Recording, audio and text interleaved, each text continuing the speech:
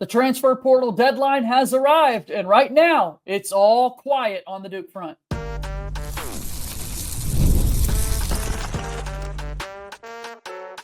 You are Locked On Blue Devils, your daily podcast on the Duke Blue Devils. Part of the Locked On Podcast Network, your team every day. Hello, everybody. Welcome into another episode of the Locked On Blue Devils podcast. My name is JJ Jackson. It's so great to have you here with us today on Tuesday, April 22nd, 2025.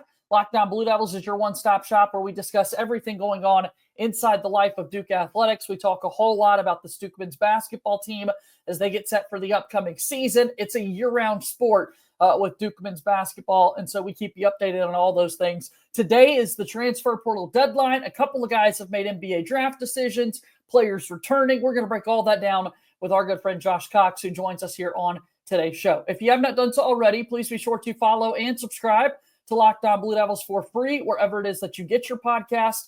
Leave us a 5-star rating and written review. Also, make sure that you watch our show each and every day on YouTube. Really proud of the growth that we've seen over there on YouTube. Let's keep it up. Subscribe to our YouTube channel and appreciate all your support over there. The aforementioned Josh Cox is here with us on today's program. And Josh, I hope you're doing well. We'll start here. Today is April 22nd. That means it is the deadline for players to go into the transfer portal. By midnight Eastern, all names have to be submitted into the transfer portal. Now, as we have seen in years past, sometimes it may take up to 2 or 3 days for all of the names to come through. Paperwork's got to be filed today, but right now, as it sits, it really doesn't feel like Duke has had anybody enter that transfer portal. Yeah. No news is good news. Yeah. If you're a Duke fan and waiting on this, but yeah, you're correct. I mean, I think nowadays as well, at least it seems that On3 and 247 seem to get some sort of like immediate notification when someone officially enters the portal.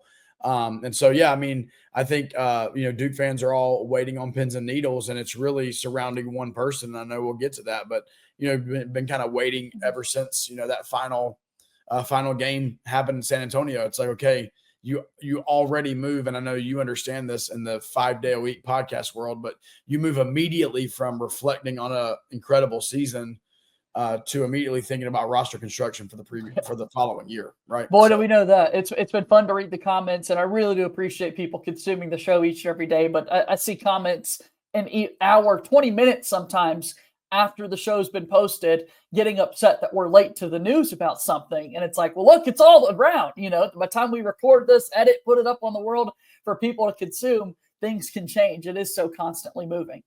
Oh yeah, for sure. For sure. It makes you gain a lot of respect for a lot of these podcasters too. And you think that some of this content, I know it's not similar, but I mean, it's not uncommon for something to take a week even sometimes to get out. And it's like, if you're doing that in this space, you're way behind. So you do a great job, man, turning this stuff around quickly. I know when we finish recording, and I know when it hits, and that is, you do a very quick turnaround. Yeah, so it's real quick, but I can miss some things from time to time, and I appreciate people keeping us honest and on track. So with that being said, it feels like then, Josh, we're going to have this year on, year off thing, right? Because let's remember 2 years ago, Duke was one of only 4 teams in the entire country who did not have a single player enter the transfer portal.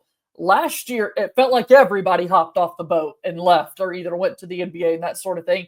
And now we've reversed course once again, and we're back. It's kind of crazy that it could end up that way, man. Like, I would have thought maybe 1 or 2 would ultimately decide to look for greener pastures. But as it stands right now, man, we're back to 0. And that is unheard of in college basketball. No, you're exactly right, JJ. I think it's interesting. Last year, I feel like, I know it's early on in his coaching career, but I believe last offseason was a pivotal moment for John Scheyer and how he wanted to approach roster construction. And I mean, he didn't mince this. I mean, the offseason, he basically said, we showed the door to whoever wanted to leave. Yeah. And they did. And so, obviously his philosophy was different this year heading into the season with roster construction. Obviously, he seems to be happy with the choices that he made, even with your rotation guys like a Darren Harris, like a Malik Brown, like a Patrick Gongba, et cetera, et cetera. And from what we can tell, at least with a few hours here remaining, there's not been that see yourself out, option given to these guys per se. And so, once again, another kudos to John Scheyer and the coaching staff and the philosophy of the program and figuring out who they want as a part of the program on these rosters from year to year. And like you said, from this past year to the upcoming next year, it seems that there's some cohesiveness. So maybe we're setting ourselves up for, a year from now, talking about yet again 5, 6, 7 players looking for greener pastures. Who knows? What we know right now, though, is that it looks like this Duke team is going to be a Duke team that we're pretty familiar with. It looks like we'll have a couple of transfers, maybe join the squad from the outside, but no one looking for an exit, which is really amazing to see. And I think about, obviously, this conversation the entire offseason has started with number 3. It started with Showtime Slim. It has started with Isaiah Evans. And if he's slotting himself to be Duke's starting 2 guard, I'm ready for it, man. Give me that every day of the week.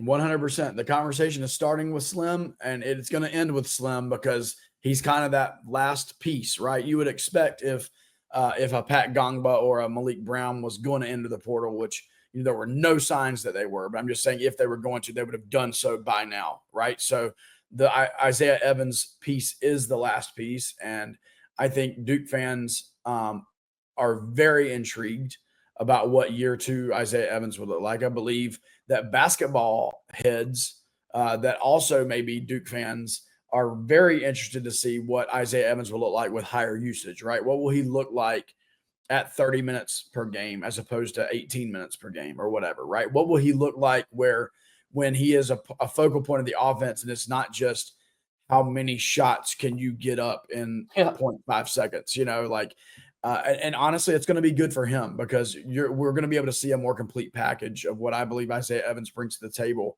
This past season, he played a role. He knew what his role was. His role was to do what he did in the Auburn game, right? His role was to come in and see if he's on a heater.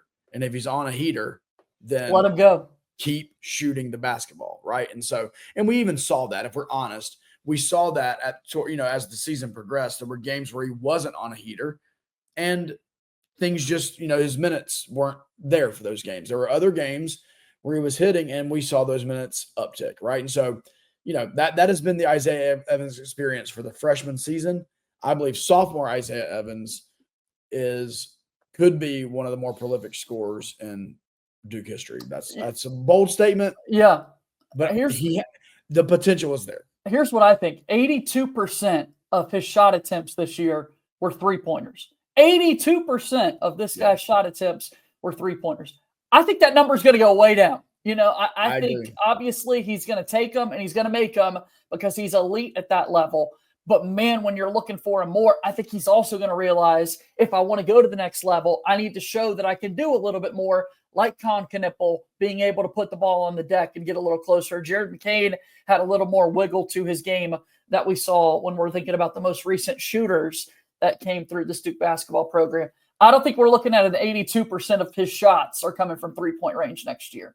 No, I would agree with that, JJ. I think it's part of the natural maturation of a 18, 19, 20-year-old kid, Sure. Right? Just becoming a more complete basketball player. But I think you do have to look back into kind of the Duke shooting, history. And you got a guy like recently, Jared McCain, as you mentioned, is probably a good comp. But then you've got the Luke Kennards, obviously the JJ Redicks of John is going to be able to run stuff specifically for Slim. Yeah. And it will result in open 3-pointers, contested 3-pointers, or the ability to use that shot fake and get to the rim, which he can. He is very athletic. And there were spurts this season where you would see it. You would see him get to the rim. He had a couple of pretty highlight reel dunks, where he took the ball to the rim. And he did. I couldn't be more excited if Isaiah chooses to stay. Obviously, caveat there. By the time you listen to watch this, we could know something totally be different. Yeah. But if he chooses to stay, I couldn't be more excited for sophomore season. Yeah. Isaiah Evans. Come on back, Slim. We want you, man. Let's make it happen. All right. A couple of guys have made NBA draft decisions that we've got to catch you up on and talk about a couple of more things here on this episode of Locked On Blue Devils. We're back here in just a moment.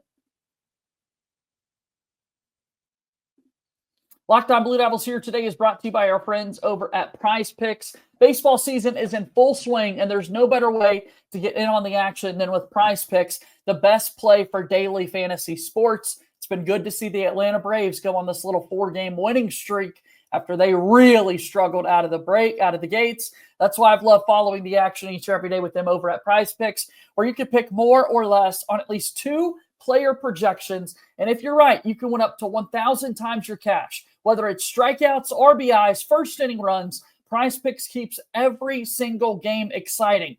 This week, I think you got to look at the Aaron Judge numbers, picking him for more than 1 home run and Shohei Ohtani for more than 1 stolen base. It's that easy. Setting a lineup takes less than 60 seconds, and when you win, your payout is quick, safe, and secure. Download the app today and use code LOCKEDONCollege to get $50 instantly after you play your first $5 lineup. That's code LOCKEDONCollege for $50 instantly after you play your first $5 lineup. PrizePicks, run your game. PrizePicks is a proud sponsor of Locked On Blue Devils. All right, Josh Cox is here with us today. We're talking about Duke basketball. A couple of guys have made decisions to declare for the NBA draft. Since we last spoke, I got to talk with you about Con Knippel's decision.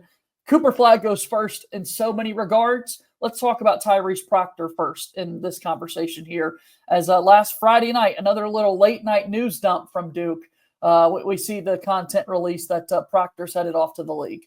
Yeah, for sure. And I have my dog in my lap because it's either she barks or I have her. I couldn't tell what that was. Watching on YouTube. Yeah, we got a little. I love that dog action going on. But anyway, no, Tyrese Proctor, man. I mean, there was obviously a thought that this could be a year 4 player, right? And I still think that could have happened. But man, Tyrese Proctor gave 3 years of himself to Duke basketball.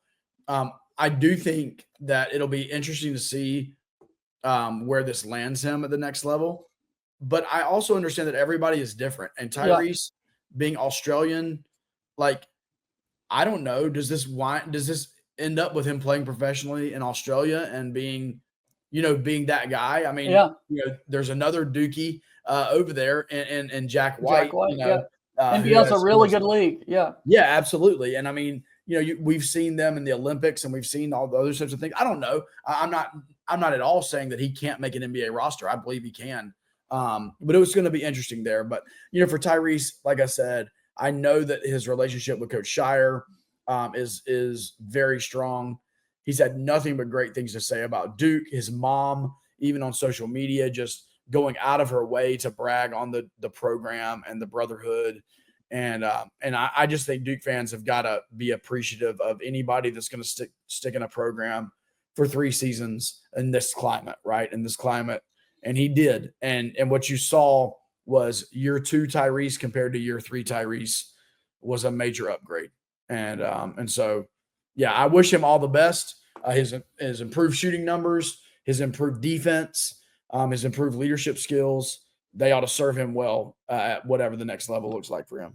And yeah, I mean, you're speaking to his professional game and what we've known about Tyrese Proctor. Let's not forget, after his freshman season, it's Adrien Warjowski. It's a Woj bomb that's put out there that Tyrese Proctor would be returning for his sophomore season. And in the post, he's talking about this is a guy that next year is a projected lottery pick from what he was hearing from scouts and executives at the next level. So he has been kind of on pro basketball radars and that sort of thing. And now he's just finally getting to see that opportunity come through. Yeah, for sure. And that sophomore slump, hit after that first season. Yeah. And you've seen it. You've seen the hype after a freshman season. I think back to Grayson Allen, right? He had that run in the tournament, and then there was all this hype. Is he going to go? Everybody else is going. Is he going to go? And then you have guys come back, and let's be real. Like sometimes it works out for them, and other times it doesn't work out for them. I believe for Tyrese it worked out. The fact that he was patient, he stuck around. But it was interesting to see that after his first year, and then there were no Woj bombs right after the sophomore season. Right, it was not his best year. I mean, he would say that. John has said that.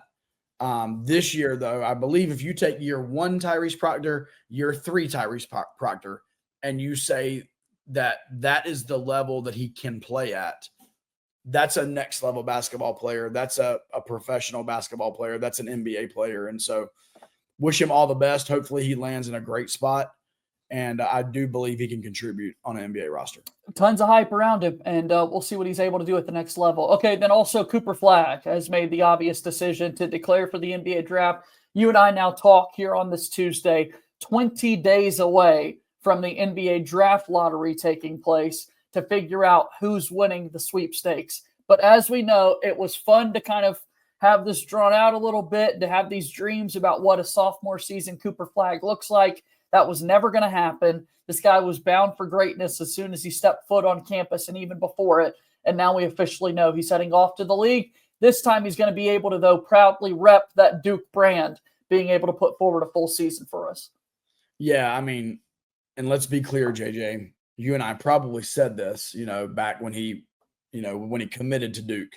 This was a 1 year.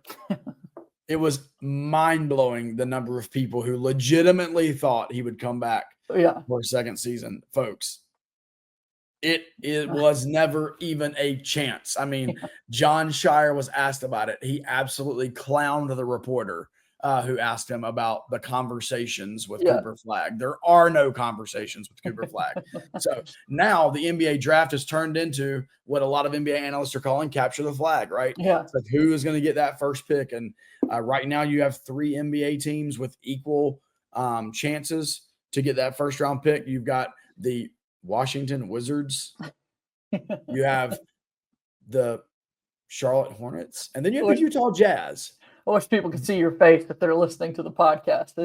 Out this team. I know that Cooper Flagg has the ability to transform an organization. And may I just say, with all due respect, if he lands in Washington or Charlotte, he will be tasked with the job of transforming an entire organization. If he goes to Utah, there's a little more structure there. Like, they're not far removed from the Donovan Mitchell years. They've got guys like Laurie Markman. They got Walker Kessler. They've got some guys. This is an NBA podcast by any stretch, but it's going to be very, very interesting to see where Cooper winds up. But to think about his Duke season, right, JJ? I mean, you have to think back at the all-time great one and dones in Duke history. And even in freshman seasons, right, if you look at that, I mean, he's in rarefied air. I mean, you've got the Zion Williamson season, a different sort of dominance there, but some similarities. But he's played for 3 years. You've got the Grant Hill comparisons. You've got the Shane Battier, the 4-year guy.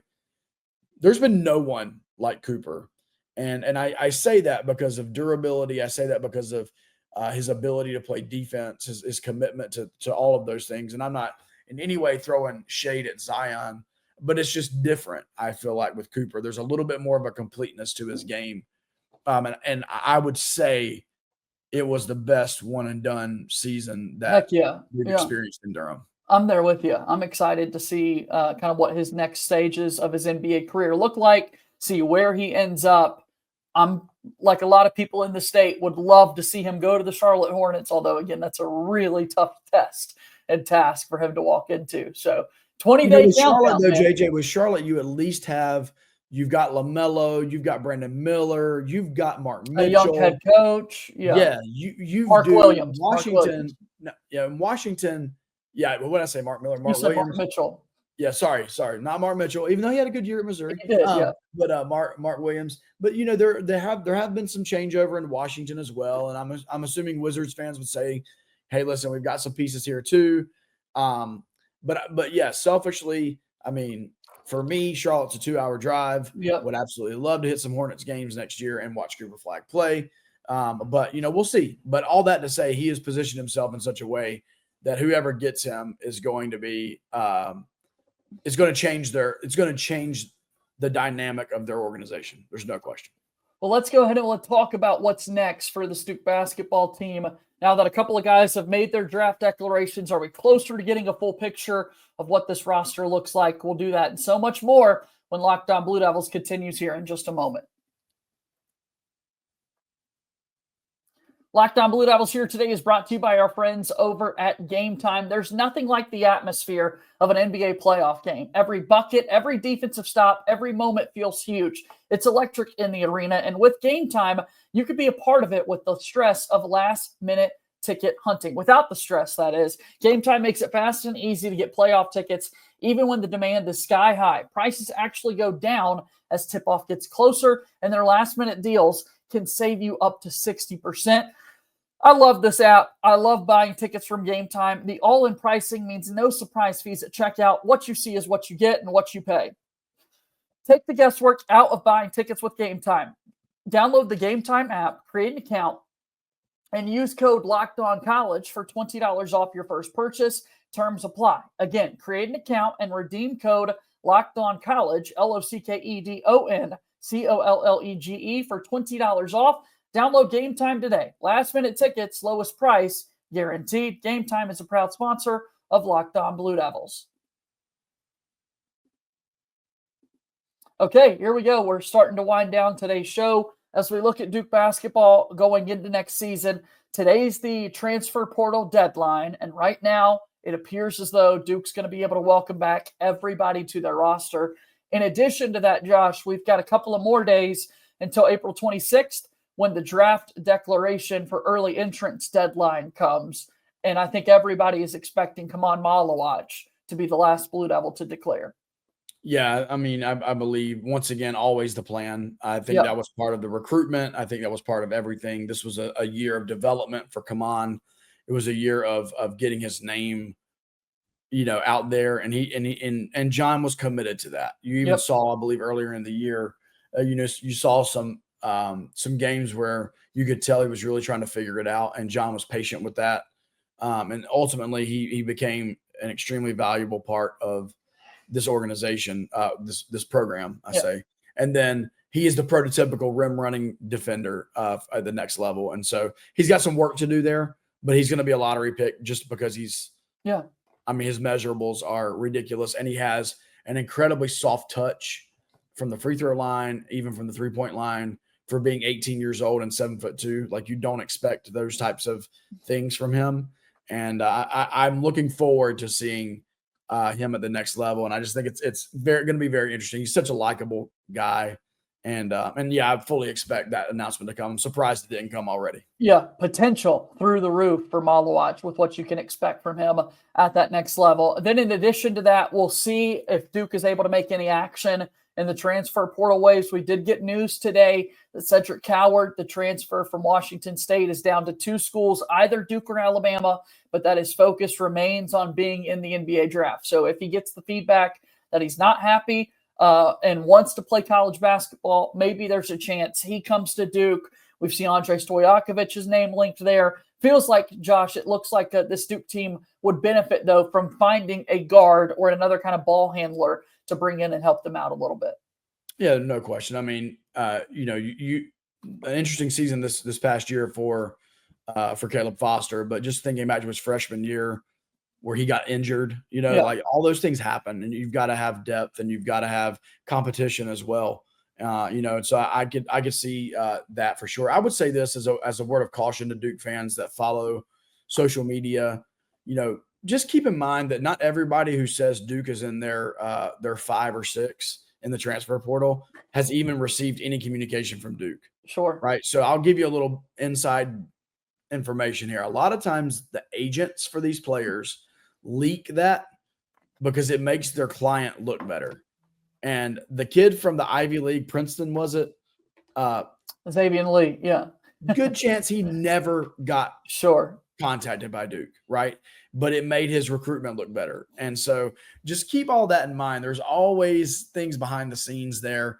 That's not to say that some of these, aren't true, but I'm going to just say this. I think a lot of the Stojakovic stuff may be simply because Duke was in the final 2 in his high school recruitment. And so people are like naturally saying that, that he's visited before this. Yeah, this is going to happen. Correct. And so I would just word caution for folks. I mean, we didn't know who in the world Sion James was. Yep. And then all of a sudden Sion James is transferring to Duke, right? I believe for Malik Brown, if I remember correctly, we heard like 24 hours before he ended up committing to Duke that Duke was, like there was something going on there. So, I think that Duke tends to keep things pretty close to the vest. And so, I would just, not that we can't talk about those things and not that those aren't real possibilities, but I think also sometimes Duke fans can ride this kind of emotions of the transfer portal and thinking like, are we going to get this person? And then what does that mean for the guys currently on the roster? And are we recruiting over people and all those types of things, right? And it's like, at the end of the day, we'll find out when it happens, if it happens. But to your point, I believe a ball handler, would need to be on the priority list, and we'll see where that lands us. Yeah, and I think depth in the front court is another thing that you can never have enough of, especially considering some of the injury histories that we've had with some of those guys up there. I think it'd be big for this Duke basketball team. Look, man, we're talking about these Duke fans, and they're sleuths on the internet. They're able to find everything and follow every single league trend. And this past week, talking about circling back to the early part of the conversation with this being so 24/7 news cycle that's taking place. We're finding out from people that they're spending their day wondering if people are deleting posts from their Instagram and pictures and the Darren Harris saga and why he's not in all of it, Josh. These fanatics. And I wouldn't have it any other way because those are the people that support what we do. But it is kind of refreshing sometimes to remind yourself that it's all going to be okay. Oh, listen, and there's also the whole, like, who are they following and who did they just follow on Instagram and whatnot.